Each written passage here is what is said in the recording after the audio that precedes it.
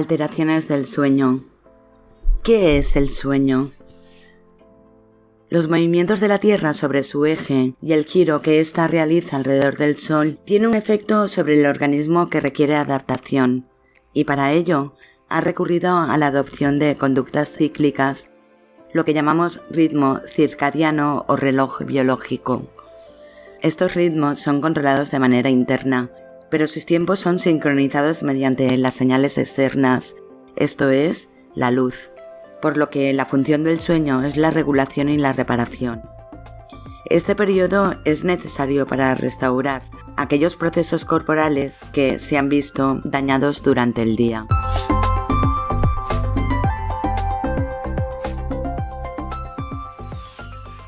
Sí, ¿qué tal? Buenas noches. ¿Qué tal, Mila?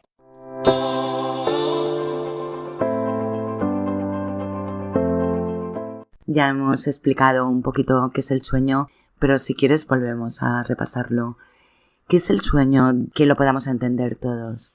Pues muy sencillo. El sueño es la necesidad de reparación de todo lo que nuestro cuerpo a lo largo del día ha gastado. Nuestras células también tienen necesidad de un reaprovisionamiento de nutrientes y una reparación, ¿no?, de la producción de energía mitocondrial, que es la energía que producen nuestras centrales de energía dentro de las células, que son las llamadas mitocondrias. Y bueno, en definitiva, para reparar también daños que se han producido, renovar células que están dañadas, agotadas o digamos, en malas condiciones. Y bueno, pues decir, bueno, es como decir, de vez en cuando hay que parar y limpiar una fábrica o limpiar una casa, ¿no? Y limpiar todo y ponerlo todo en orden, ¿no? Pues lo mismo, los ritmos en nuestro organismo pues conllevan la necesidad, ¿no?, de una reparación continua y constante, ¿no?, y regular, ¿no? En definitiva, el sueño es la necesidad de reparar. El cerebro durante la noche es cuanto más activo está, exceptuando de algunas fases, algunos momentos, pero que es cuando se dedica ante ya el reposo de todo el organismo, cuando ya hay una relajación muscular, una relajación del sistema nervioso, una relajación de todos los sistemas, digamos, que están excitados a lo largo del día, pues esa respuesta muscular y neurológica que está excitada, pues se relaja la respiración, se relajan, obviamente al relajarse los músculos, se relaja también el corazón, se relaja la circulación, se relajan toda una serie de funciones y el cerebro aprovecha, por eso que es cuando más consume glucosa durante la noche, que nos acostamos con un peso y nos levantamos con otro y decimos, ¿cómo es posible que sin haber evacuado, sin haber orinado, yo me acosté con, no sé, 70 kilos y me he levantado con 68? ¿Dónde están esos 2 kilos? ¿Por qué se han perdido, no? Pues se pierden por una parte importantísima porque lo ha consumido de glucosa el cerebro en todas las funciones reparadoras. Luego el sueño es una necesidad, ¿no? Es una función necesaria porque si estuviésemos continuamente activos, llegaríamos a un momento en que se produciría un agotamiento tal que seríamos incapaces de poder volver a la actividad, nos moriríamos de hecho, ¿no?, por incapacidad de respuesta reparadora, ¿no? Por lo tanto, el sueño es eso, una necesidad para la reparación de todo lo que hemos gastado a lo largo del día. Luego, en cuanto hay unas fases del sueño que son un tanto, yo considero que realmente pues explicarlas ahora no vendrían a colación, en el sentido de que, bueno, no, lo que importa realmente es hablar de la patología o de la disfuncionalidad del sueño, ¿no? Pero es cierto que existen unas fases, ¿no?, en unos periodos, que es el sueño no REM y el sueño REM, ¿no?, que es de las siglas en inglés Rapid Eye Movements, ¿no? Pues hay un momento en el que el cerebro está activo, el cuerpo no lo está, y el otro al revés, ¿no?, en el que hay una desconexión de la percepción sensorial, ¿no?, y otro en el que, bueno, pues hay una sensibilidad, ¿no?, en el que te puedes despertar, ¿no?, y está el cerebro muy, muy activo, ¿no? Pero en realidad lo que nos interesa, o lo que le puede interesar realmente al público en general, es ¿cuál es la causa o cuáles son las causas? Porque siempre son multifactoriales, evidentemente, por las que se produce el insomnio, ¿no? Que es el trastorno en realidad más frecuente que tiene toda la población. ¿Cuáles son las alteraciones del sueño? Una anécdota, o que es un estudio, en realidad más que una anécdota es un estudio, pero que es curioso, ¿no? Ya porque se puede contar como algo anecdótico, ¿no? Y es que se hizo en Pittsburgh, se hizo un trabajo justamente con militares, ¿no? Y se utilizaron pues a soldados en un cuartel de los que hacían en las garitas las guardias, y a algunos se les decía: no os podéis dormir en absoluto, ¿eh? Esto es peligrosísimo. Tenéis que estar vigilantes continuamente, Vamos, mirando continuamente por todos lados, Ni una cabezada y tal. Es que es peligrosísimo que os podéis dormir, ¿no? Bien, les ponían en sitios estratégicos, evidentemente, donde habían, pues eso, ciertas actividades o habían lugares como polvorines, evidentemente, y tenían que haber una vigilancia constante, ¿no?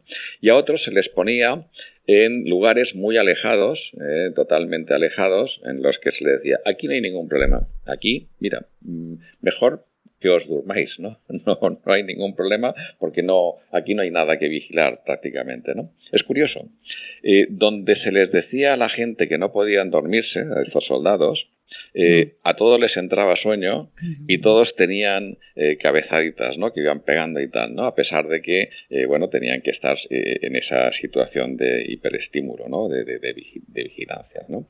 Y a los que se les decía que podían dormir, pues obviamente no había forma de que pudieran dormir, no se dormían. Entonces, ¿qué pasa? Que al final la conclusión es que para dormir no hay que desear dormir. El sueño tiene que venir de una forma natural, consecuencia de ese agotamiento y consecuencia de los biorritmos o de los ritmos circadianos que obviamente se producen, ¿no?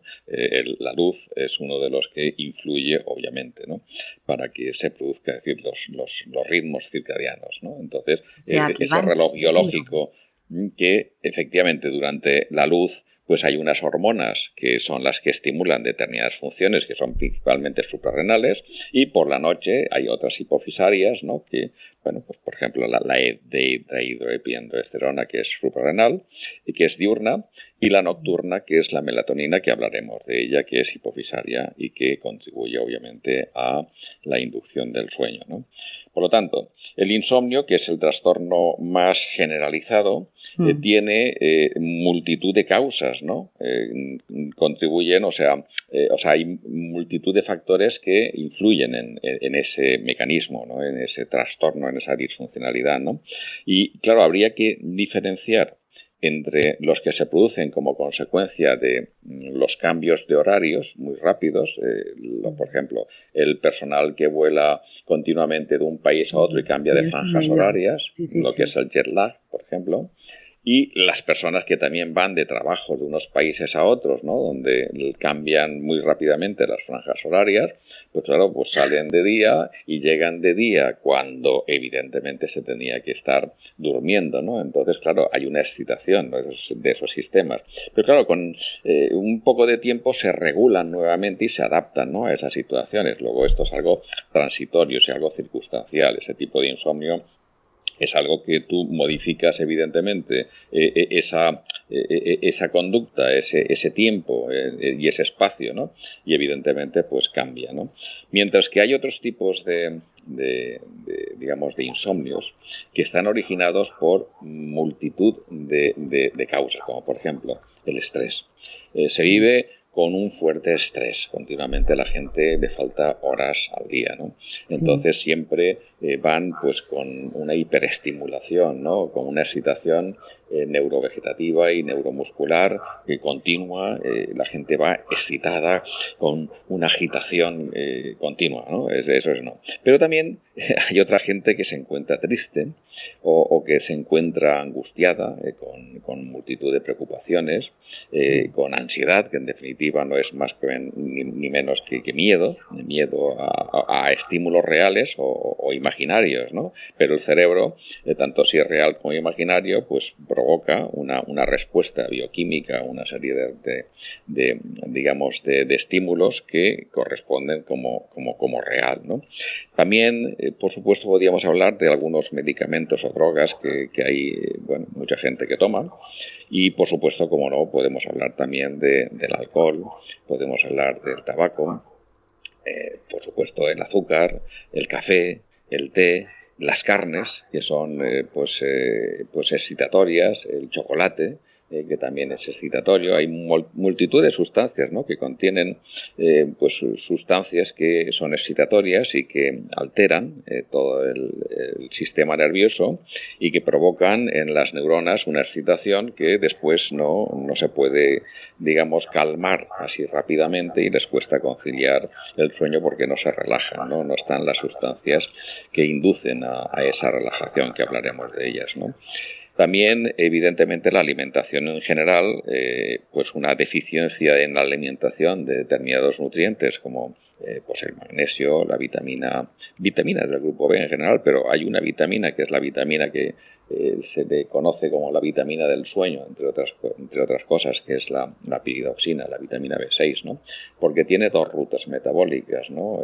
Que producen, por un lado, serotonina, o sea, a través del triptófano, y por otro lado también dopamina, ¿no? Aunque también la niacinamida, que es la vitamina B3, la otra es la vitamina B6, la piridoxina, pues también contribuyen a la producción de triptófano, ¿no?, que es una sustancia precursora de la serotonina, ¿no? Se transforma en el L5-HTP, que es el hidroxi-L5, una sustancia que a su vez ya directamente se transforma en el cerebro en serotonina, ¿no?, el L5-HTP.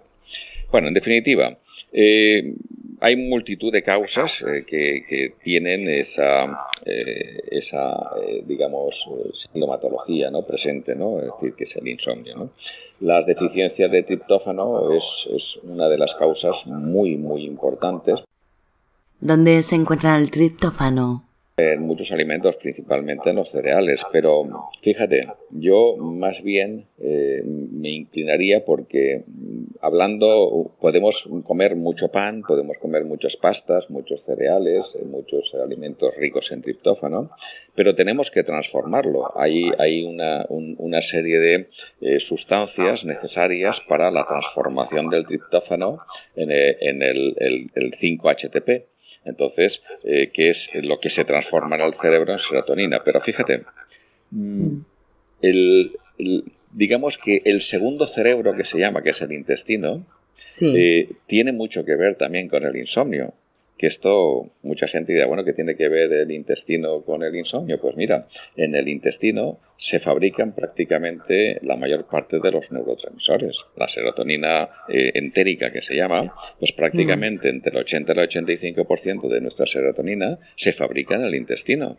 Igual que la dopamina, la norepinefrina y la epinefrina. Entonces, claro, estas en menor cantidad, ¿no? Pero la que más se produce es la serotonina, ¿no?, que es la hormona del placer, la hormona del bienestar, ¿no? Entonces, esa serotonina, que es un neurotransmisor en definitiva, igual que mensajeros químicos de todo tipo, todo se fabrica en el intestino y es el que, participa fabricando estas materias para que el cerebro pueda regular todos los ritmos, es decir, materias precursoras, ¿no?, de todo este tipo de reacciones, ¿no? Y por lo tanto, pues nos encontramos en el que, por multitud de causas, ¿no?, es decir, que hay que valorar en cada persona, pues nos encontramos en el que hay una deficiencia importante de tipos, por ejemplo, bioquímicos, de tipos excitatorios, sustancias que es la suma de todos los factores. Pero fíjate, no es lo mismo el insomnio en la mujer que en el hombre. Hay causas diferentes, ¿no? Ten en cuenta que el insomnio no se produce en los niños ni en la adolescencia, se produce ya en personas adultas o en personas ya de avanzada edad, ¿no? ¿Y por qué? También ten en cuenta que la necesidad en las personas mayores, también por otro lado, es menor, que no podemos olvidar esto. Es decir, no necesitan reparar tanto porque no han gastado tanto, con lo cual eso de que es necesario dormir 8 horas, depende. Hay quien necesitará 15, hay quien necesitará 12, hay quien necesitará 8, ¿no? Creo que esos límites horarios han hecho mucho daño desde la óptica de que el cuerpo es inteligente. Es bastante inteligente. Y esto que has comentado del intestino, claro que sí. De hecho, hay una especie de estrés psicológico que afecta directamente al intestino y una persona puede estar crónicamente con estreñimiento por culpa de un problema psicológico. La importancia del intestino en el cerebro, claro que sí. Ya no es solamente el que tenga diarrea o tenga estreñimiento, es la microbiota. Prácticamente nuestros mecanismos defensivos más importantes nacen en el intestino. La biosíntesis de muchas de las vitaminas y muchos de los nutrientes se realiza también en el intestino gracias a las células de Paneth. Y la microbiota participa, obviamente, como, cada bacteria, ten en cuenta que hay millones de bifidobacterias, Faecinium vulgaricum, Saccharomyces bifidobacterias, bifidobacterias, ¿no? La microbiota, ¿no? Porque hay bacteroides, hay también hongos levaduriformes y hay un conjunto, digamos, de microorganismos, ¿no? Que forman esa microbiota. Esa microbiota una enorme fábrica o polígono industrial en el que se fabrican neurotransmisores, mensajeros, receptores, moduladores cerebrales, mecanismos defensivos. Es un cerebro, pero a su vez es una fábrica que dota al interior del organismo de los elementos necesarios, ¿no? A través de la transformación de la biosíntesis o de la transformación, la extracción de los micronutrientes, de vitaminas, minerales, oligoelementos, ácidos grasos esenciales, fitoquímicos, en definitiva, y oligoelementos que participan, obviamente, ¿no? Cada uno en sus rutas metabólicas correspondientes y que se van transformando y unos son precursores de otros, fabricando materias que van a ser útiles por cada uno de los sistemas de nuestro organismo, ¿no? Bueno, es tan complejo, ¿no? ¿Qué pasa cuando nosotros lo hacemos todo bien, pero no biosintetizamos?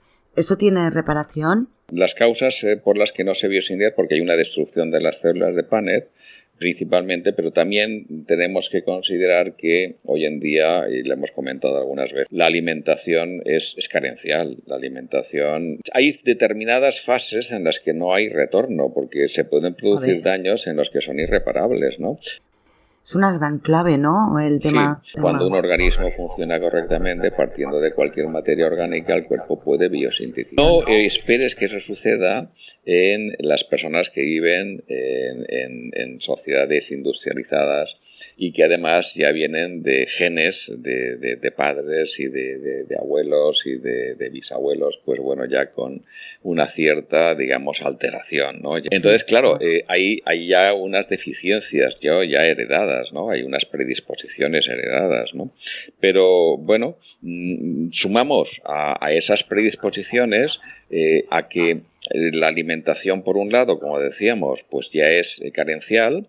Los procesos culinarios, la utilización de determinadas temperaturas elevadas, es decir, lo que sucede en los procesos, ¿no?, de esa alimentación, destruyen también, porque hay muchas vitaminas que hemos hablado, por ejemplo, las vitaminas del grupo B son termolábiles, es decir, son muy sensibles, obviamente, a la temperatura, ¿no?, a partir de 37 grados y medio. Otras vitaminas también, otras son más resistentes, pero bueno, cuando se hierven los alimentos, pues imagínate, ¿no?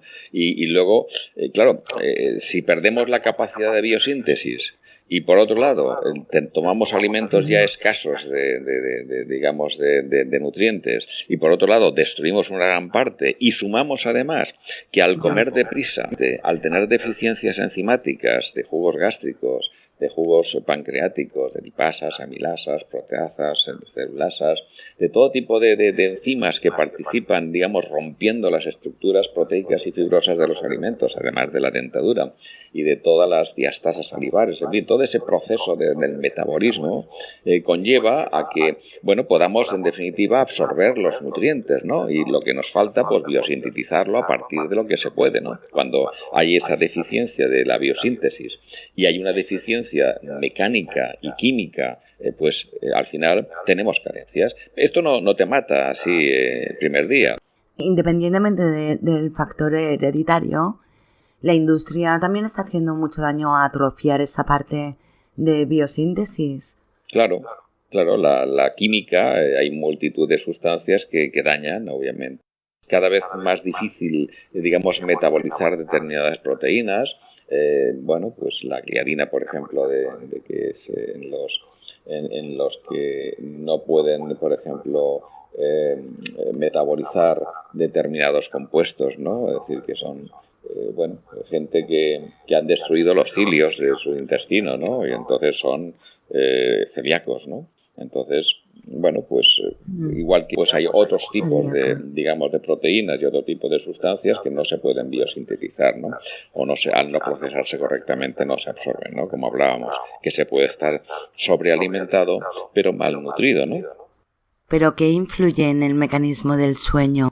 En general, es un trastorno, evidentemente, es una alteración de una función que es vital e indispensable, ¿no? Para, como hemos dicho, que haya un equilibrio, ¿no? Todo es dual, ¿no? El día, la noche, el sí, el no, el blanco, el negro, el alto, el bajo, el bueno, el malo, etcétera. El sueño y la vigilia, ¿no? O sea, pues lo mismo, ¿no? El día y la noche, pues son fundamentales, ¿no? Pero ¿es imprescindible dormir de noche? ¿Qué pasa cuando se trabaja de noche? Bueno, pues tienen un caos. Esa gente en realidad se está cortando la vida. La gente, el personal que tiene ese tipo de cambios, esas alteraciones de esos biorritmos de los relojes, del reloj biológico en definitiva, aguanta y claro, por necesidad, por agotamiento, pues se produce una desconexión de la percepción cognitiva, de las percepciones sensoriales, ¿no? Y se produce ese digamos, sueño, es decir, que dice, pues no está consciente, ¿no? Aunque también las fases en las que sueñas, etcétera, ¿no?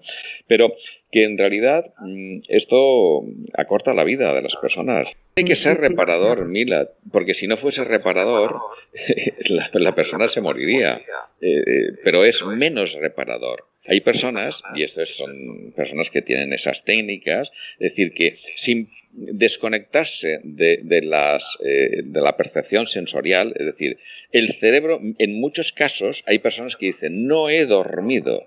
No, lo que sí ha dormido y ha reparado. Aquellas personas que duermen y se levantan al día siguiente y se van a trabajar o no tienen somnolencia y pueden responder a todas las actividades que tenían programadas, pues evidentemente esas sí han reparado. Pero pueden decir, no he dormido en toda la noche, y no es así.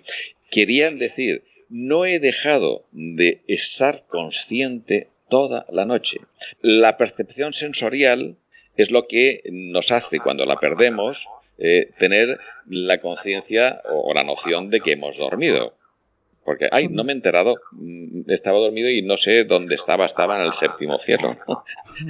Pero hay personas que el cerebro está consciente, están activas en este sentido de esas percepciones sensoriales y está el cuerpo desconectado, relajado y reparando. Es decir, sí hay reparación, quiero decir. Lo que pasa es que no se ha desconectado su percepción sensorial.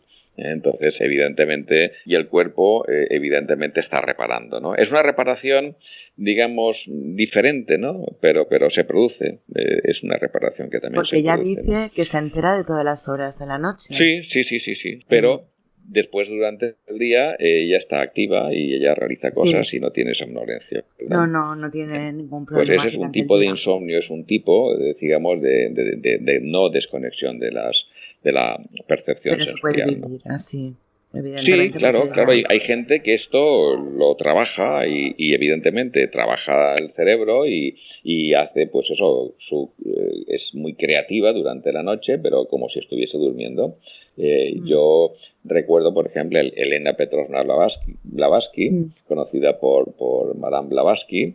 Ella contaba que durante la noche ella se colocaba libros debajo de la almohada y se los leía, su cerebro realmente captaba todo el tema y evidentemente se los leía de esa forma, ¿no? Bien, pero realmente sí se producía una reparación, aunque menos, no diría profunda o menos correcta, ¿no? Luego, mira, muchas causas que la gente, si la analizamos, verás, cuando desconectan ya del trabajo después de toda la excitación, el estrés, ¿no? Y el agotamiento que eso conlleva, ¿no? Y llegan a casa, ¿no? Y para desconectarse se ponen música estridente, ¿no? O se ponen a ver películas así violentas, ¿no? De mucha acción, ¿no? O simplemente utilizan, pues no sé, el ordenador o los teléfonos móviles o la televisión, ¿no? Entonces, es decir, estamos cambiando, y además con luces, ¿no? Es decir, ese tipo de luz es muy excitatoria para el sistema nervioso, y entonces, claro, nuestros ojos no están, adaptados para ver pantallas de televisión, ¿no? Y es claro, se produce una concentración, una excitación de todos los sistemas, ¿no? Cerebrales y neurológicos. Y claro, ¿qué pasa? Que luego cuesta, evidentemente, relajar. ¿Qué pasa? Que hay una sustancia, el GABA, ácido gamma-aminobutírico, que induce a las neuronas a la relajación. Y luego, pues, tenemos la glándula pituitaria, que se encarga de la producción de la melatonina. Entonces, esto es un poco complejo, ¿no? Pero que entre el GABA y la melatonina está, la regulación de ese sistema, ¿no? La inducción a que se relajen las neuronas para inducir al sueño y desconectarse de las percepciones sensoriales, y entonces que se produzca un sueño que de no estar consciente, evidentemente, no tener esas percepciones, ¿no? Por lo tanto, es muy importante a la hora de irnos a la cama. Yo diría desde las 6 de la tarde, ¿no? Desde las 6 de la tarde ya no escuchar música estridente, no ver la televisión, o al menos en cosas así muy estridentes, no utilizar demasiada luz, porque claro, no olvidemos que la oscuridad hace que la glándula pituitaria pues produzca la melatonina, ¿no? Entonces el GABA también puede estar inhibido por multitud de sustancias, ¿no? Que evidentemente son inhibitorias, ¿no? Y bueno, en definitiva, dentro de lo que sería, por ejemplo, hay que hacer, cuando estamos muy estresados, y hay muchas hormonas de catecolaminas, adrenalinas, cortisol, aldosterona, renina, yo qué sé, pues todas las hormonas que se puedan fabricar a lo largo, son mensajeros químicos a lo largo del día, pues claro, esas hormonas están ahí en circulación todavía y no están, eliminadas y no están relajadas en los sistemas, ¿no? Y si encima nos excitamos y encima comemos en exceso durante la noche, y a lo mejor, pues yo qué sé, pues por las frustraciones se toma chocolate, imagínate. Bueno, son sustancias altamente excitatorias, igual que el azúcar, y igual que el café, igual que el té, igual que la carne, como decía. Cuando existe ese insomnio, ¿no? Cuando no existe ese insomnio, bueno, tomar pequeñas cantidades pues pueden ser gratificantes, ¿no? Pero también son irritantes. Hay que empezar a prepararse a partir de las 6 de la tarde. Sí, a partir de las 6 de la tarde deberíamos... A ver, no todo el mundo, sino aquellas personas que son más... A partir de esa hora ya empezará la relajación, empezar ya, pues bueno, pues a prepararse. Evidentemente ya te he dicho que hay personas mucho más sensibles que otras. Hay que decir, a mí, mira, yo me fumo, no sé, una cajetilla y me bebo cafés y me tomo una copa o 2 o 5 y yo duermo como un lirón. Bueno, ahí se produce, yo diría que por intoxicación, más que y por agotamiento, ¿no? Se produce ya ese por necesidad, porque dice, bueno, o me desconecto o reviento, ¿no? Entonces son mecanismos de defensa también que tienen en algunos. Como hacen los animales, sería como deberíamos hacer nosotros, ¿no? El sol se pone, o sea, es decir, pues a desconectarnos, a dormir, ¿no? El sol aparece, pues bueno, pues ya nos excitamos y vamos a hacer todas las actividades. Ahí tiene que cambiar toda la industria y todo el sistema. Tendría que cambiar toda nuestra vida, porque está diseñada ahora mismo para... ¿Qué tienen que hacer las personas que padecen insomnio y son sensibles a todo esto? Pues deben de hacer ejercicio físico. Es importante y, por supuesto, tienen que hacerlo durante el día, pero un ejercicio físico sin llegar a agotarse, que no sea excitatorio, ¿no? Que no sea forzado demasiado, ¿no? Sino que libere hormonas antiestrés, ¿no? Es el que es fundamental, ¿no? Hacer algún tipo de deporte así tranquilo, que no sea, digamos, excitatorio o estresante, ¿no? Es importante que esas personas pues eviten las siestas, porque la siesta también, pues bueno, repara. Las personas concretamente que tienen en el tiempo, digamos, de la noche, que tienen insomnio, puesto que si esas personas reparan durante la siesta, pues tienen menos necesidad de reparar y por lo tanto menos horas de necesidad de reparación, menos sueño, ¿no? Tienen que algunas personas pues inducir al sueño pues mediante, no sé, pues pones una bañera con agua templadita y calentita, pones unas velitas, ¿no? Y relajar todos los músculos y bueno, pues relajarse la mente también, ¿no? Y visualizar cosas muy positivas y placenteras. También es muy importante no desconsiderar el entorno. Por ejemplo, una habitación con unas cortinas rojas o con muebles rojos o con tonos así que son excitantes, ¿no? Pues provocan más tensión muscular y por lo tanto más excitación nerviosa.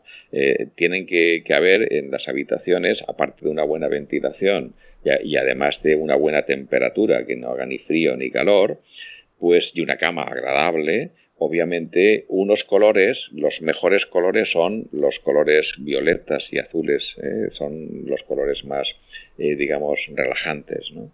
Y en el caso de que no los haya, pues deberían de cerrar los ojos y visualizarlos. Es decir, imaginar que una nube de color violeta, de color azul, pues va, digamos, desde los pies, subiendo y envolviéndose, y que están rodeados como de una nube de color azul. Y esto, de alguna manera, les provoca una relajación. La imaginación es creación. Tienen que haber también unas buenas condiciones bioquímicas, ¿no? Y para ello, pues es importante que no beban alcohol, que eviten el café, que eviten pues el té incluso, porque los tés también contienen la teína y la cafeína, pues prácticamente pues provocan la misma excitación. Y bueno, no deben de desear dormir, porque es lo que decir, tienen que desconectarse, es decir, y que dejen que suceda, es decir, que no tienen que desear dormir, porque si no, digamos, van provocando una excitación y una tensión, reducir el sueño, ¿no? Las cenas, evidentemente, tienen que ser muy tempranas y muy frugales, y deben de haber transcurrido no menos de 2 horas después de la cena. ¿Pero es necesario cenar? No, no es vitalmente necesario, puesto que la comida más importante es la del mediodía. Entonces, no es necesario si no se tiene hambre, ¿no? Pero si se tiene hambre, pues obviamente hay que cenar. No duermen, en horario temprano, claro. A las 7 de la tarde, 6, 7, 8, no acostarte a las 10, las 11, no más tarde de esas horas, ¿no? Eso sería lo adecuado.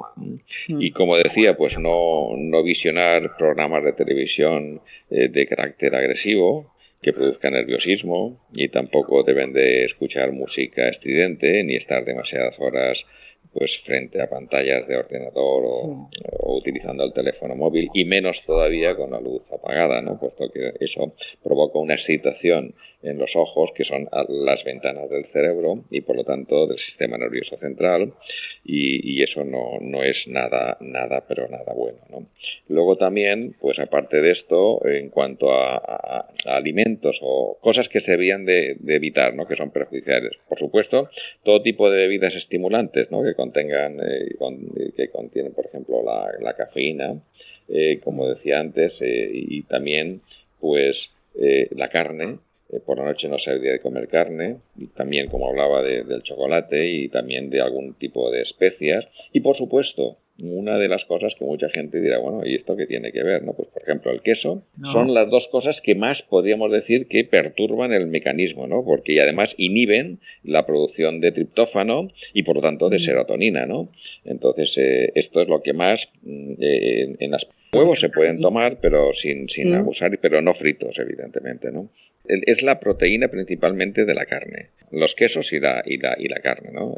Los caseinatos, la caseína y la proteína de la carne principalmente, ¿no? El triptófano se encuentra en los hidratos de carbono, ¿no? Pues estos favorecen la síntesis del triptófano, que es el aminoácido que hablaba antes, que en el cerebro se transforma en serotonina, que es el neurotransmisor que tiene una acción sedante y tranquilizante y placentera, ¿no? Entre otras cosas y tal, ¿no?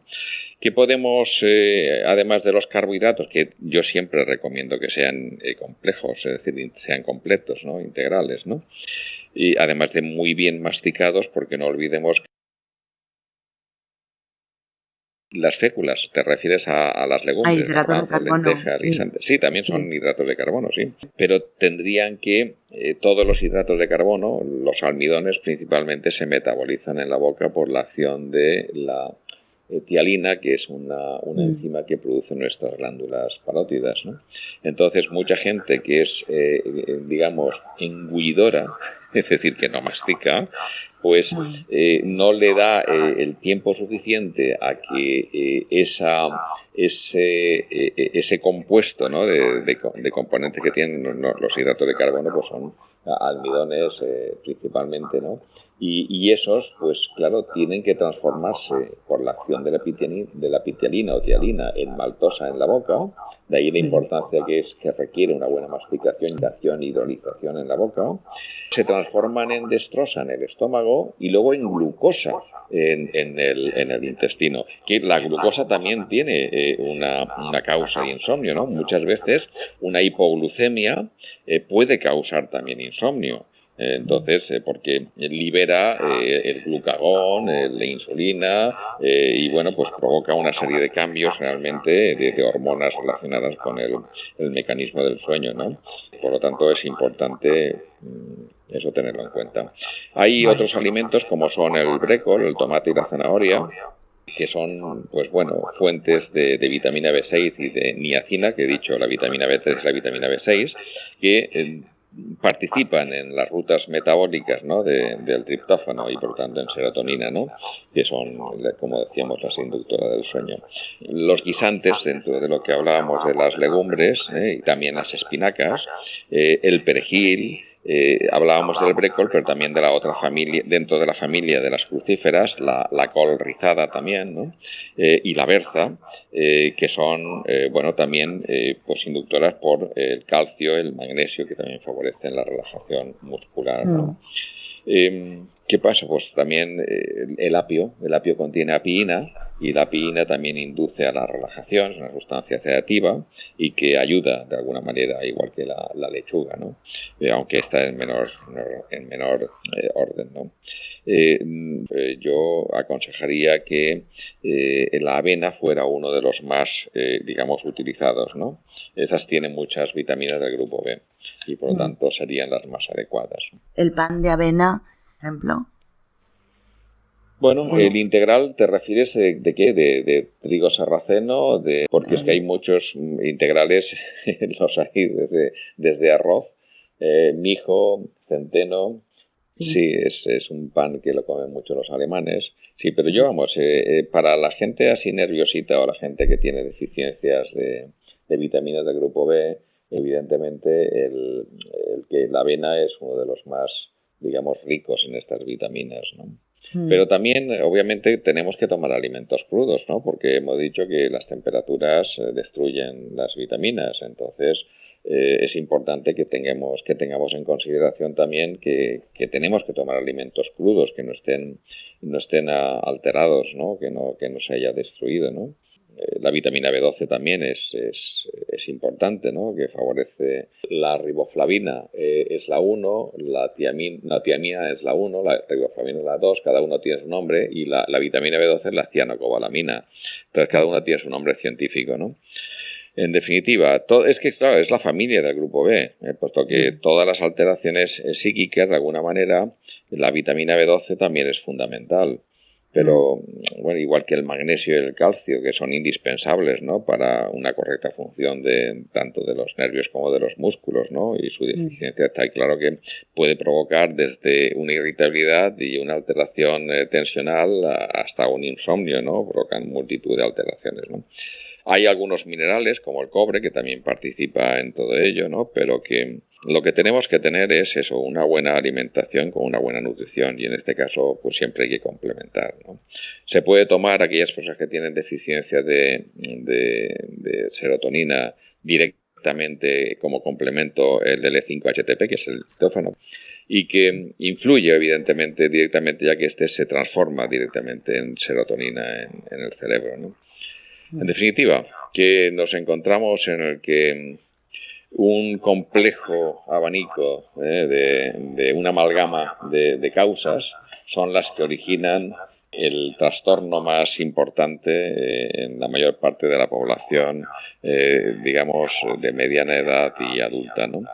Por el estrés, por el agotamiento, por las preocupaciones, por la... Sí, no me extraña que los niños duerman sin ninguna Claro, los niños no tienen preocupaciones. No tienen, claro, ¿no? responsabilidad, cadena de decisión. Sí. Y los mayores, pues muchos tienen deterioros dentro de lo que es la bioquímica y menos necesidad de reparación, ¿no? Y aunque esto es algo que fisiológicamente no debería de alterar, como estamos viviendo contra natura, ¿no?, en estos sistemas de vida, pues alteramos la producción de hormonas, ¿no? Entonces las mujeres que llegan a la perimenopausia o la menopausia o la posmenopausia, pues tienen un trastorno de hormonas muy complejo, que también afecta evidentemente y provoca insomnio, ¿no? O sea que, en resumen, yo diría que cada persona hay que verla desde como una unidad funcional, como una individualidad, y ver cuáles son las causas que en esa persona en concreto pues desencadenan ese cuadro.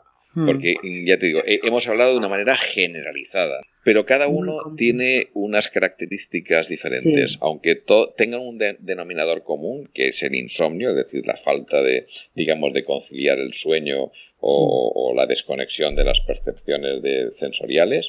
En definitiva, las causas, porque trataríamos el sueño, es decir, induciéndolo de alguna manera, es decir, mediante, pues no sé, los baños que decía antes de agua templadita, y música tranquilita y poca luz, unas velitas y tal, ¿no? Pero, ¿cuáles son las causas que provocan esa excitación o esa alteración? Sí. Pueden ser multifactoriales, ¿no? Pues vamos a verlas en cada persona, porque habrán unas más importantes y otras menos importantes, y por lo tanto hay que analizarlo, tienen que ir a un profesional que conozca de todo ello y que pueda hacer un análisis y pueda determinar en cada persona qué es lo que le conviene, qué es lo que tiene que hacer para cambiar y qué es lo que le conviene hacer para que, se produzca esa regulación, ¿no?, de ese mecanismo del sueño, ¿no? Cuando una persona tiene un caos absoluto en el tema del sueño, tiene reparación, ¿verdad? Pero fíjate, aquellas personas que han tomado benzodiazepinas o que han tomado inductores del sueño, es decir, que han tomado hipnóticos, esas personas les va a costar mucho más regular su mecanismo natural del sueño. Sí, pero aún así pueden ser tratados. Sí, lo que pasa que sería más, costoso, en el sentido tardaría más tiempo en que se regulase, ¿no? Porque es un mecanismo muy sensible que ha sido alterado ya con sustancias que son químicas y que evidentemente han provocado con un trastorno de esos mecanismos, ¿no? Entonces, esas personas en general, todos los que ya te digo, han tomado hipnóticos o han tomado lo que son las benzodiazepinas, al quitárselas y pasar a alimentación y complementación, les cuesta mucho más volver a restablecer el mecanismo del sueño de forma natural, les cuesta más. Sí, la verdad es que se puede conseguir. Vale, es que eso es una lanza positiva porque estoy segurísima que hay muchísimas personas que están acostumbradas a sustancias hipnóticas, incluso que pueden llegar a pensar que no pueden ser capaces de dormir si no las toman, porque esto, ¿cómo funcionaría? Como una especie de desintoxicación del cuerpo. Vale. Simplemente es que han alterado el mecanismo del sueño. Entonces hay que volver a restablecer esa normofunción, ¿no?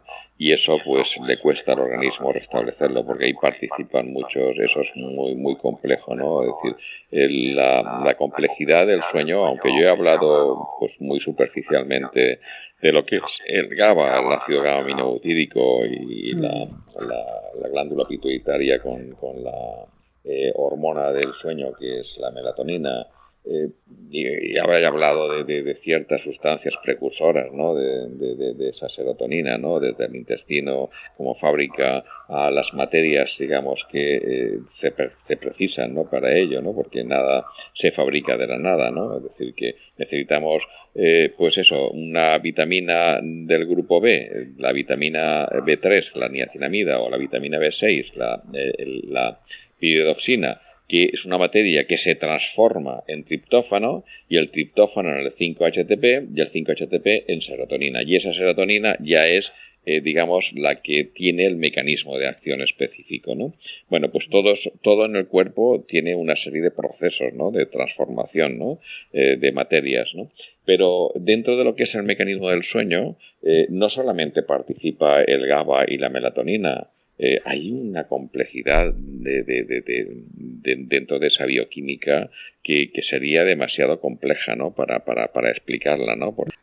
Pero cuando por imitación ves una atmósfera donde todo el mundo tiene ese tipo de costumbres, aún así lo que más cuesta cambiar son los hábitos en cualquier circunstancia.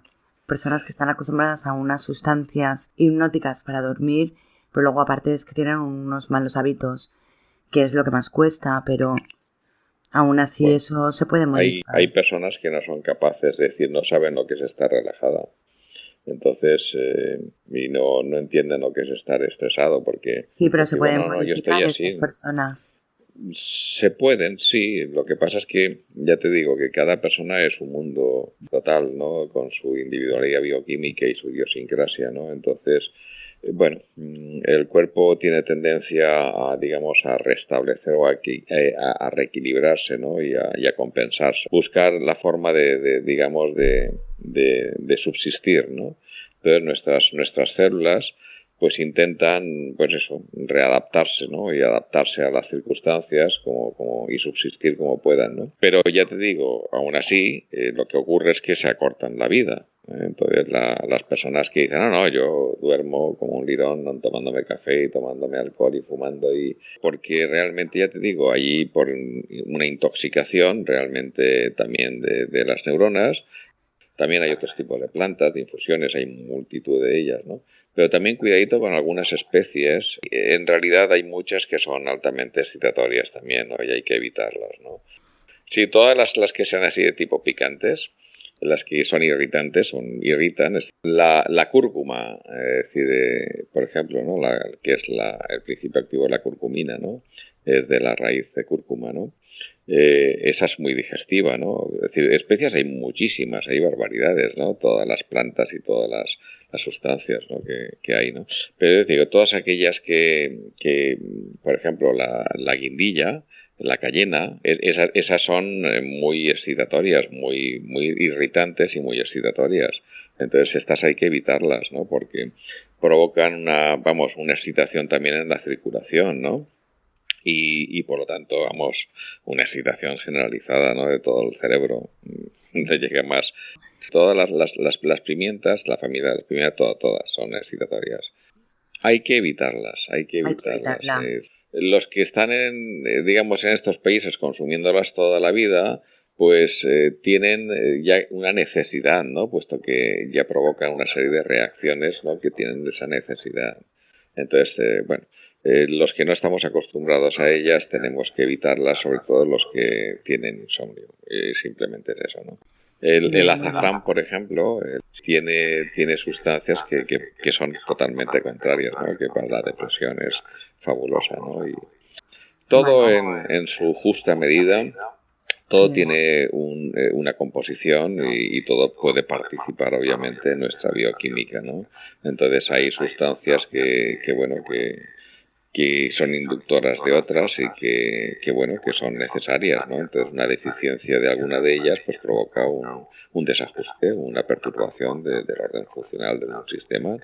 Entonces todo es necesario. Entonces nuestra bioquímica es muy compleja, ¿no? Y como hemos perdido la capacidad de biosintetizar muchísimas cosas, muchísimos ácidos grasos, aminoácidos, vitaminas, pues evidentemente pues nos encontramos en el que las deficiencias pues provocan desajustes y perturbaciones de nuestras funciones, ¿no?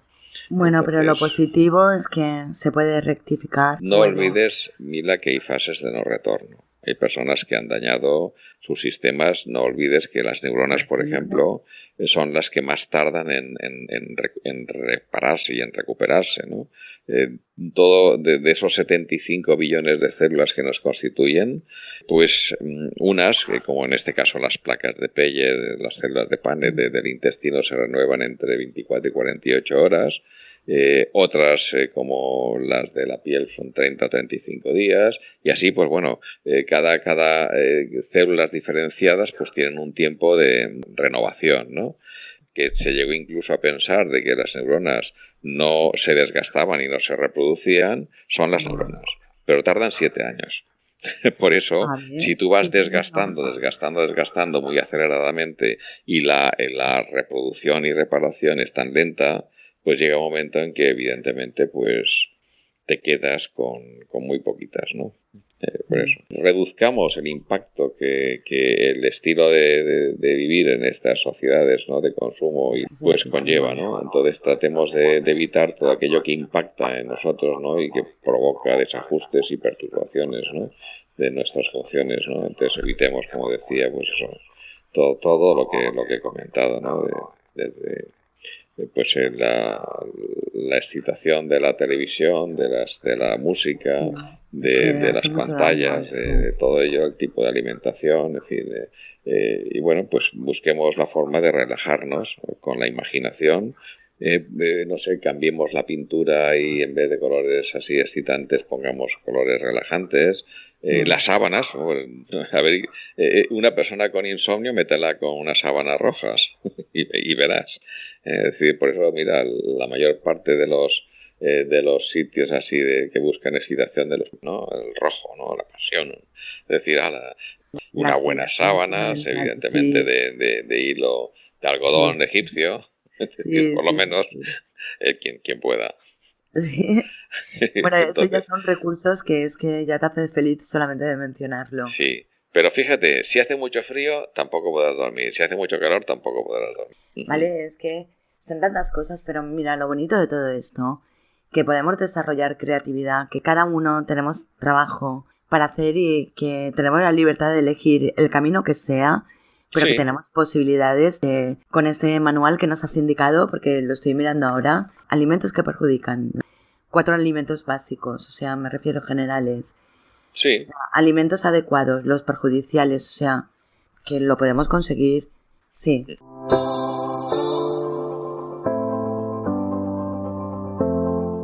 Y nada, pues hasta aquí, José Ramón. Pues muchísimas gracias, José Ramón. Muy bien, ha sido un placer. Igualmente. Buenas noches, buenos días.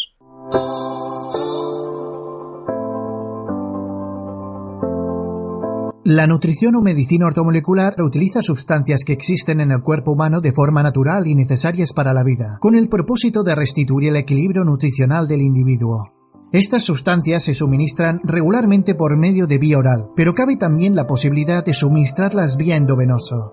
Por lo tanto, la nutrición o medicina ortomolecular es la parte de la medicina dedicada a la rehabilitación celular, o dicho de otra forma, al restablecimiento del equilibrio químico del organismo.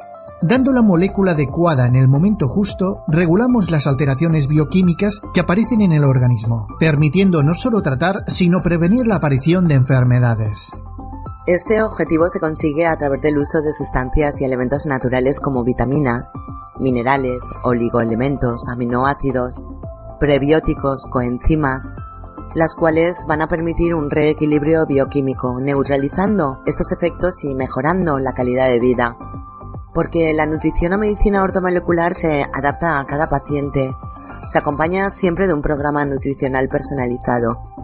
Se intenta dar los nutrientes con la mayor biodisponibilidad posible. Además, cada persona tiene un equilibrio metabólico y la nutrición ortomolecular tiene la misión de que cada individuo alcance su mejor forma de salud a partir de su individualidad bioquímica. La nutrición o medicina ortomolecular se utiliza cuando queremos suplementar y ayudar a pacientes con déficits específicos, regular funciones biológicas, corregir déficits nutricionales crónicos provocados por una dieta pobre en nutrientes, actividad física, biología, tóxicos como el tabaco, polución ambiental, estrés. Los déficits crónicos o subclínicos suelen pasar desapercibidos y sin tratamiento correspondiente. Sin embargo, están relacionados con la aparición y la gravedad de ciertos síntomas triviales como cansancio, dolores, infecciones crónicas, dermatitis, hasta enfermedades más severas como el cáncer, el envejecimiento o enfermedades degenerativas. Mantener una nutrición óptima, previniendo enfermedades, desintoxicación y drenaje, la aplicación de tratamiento ortomolecular cuando la enfermedad se encuentra todavía en la fase celular o antes, es decir, cuando todavía es funcional, es una forma de aplicar preventivamente la nutrición ortomolecular. El doctor en naturopatía, José Ramón Llorente, nos ofrece un largo ciclo de programas de radio mensuales de nutrición ortomolecular, medicina ortomolecular, por supuesto desde radiosapiens.es.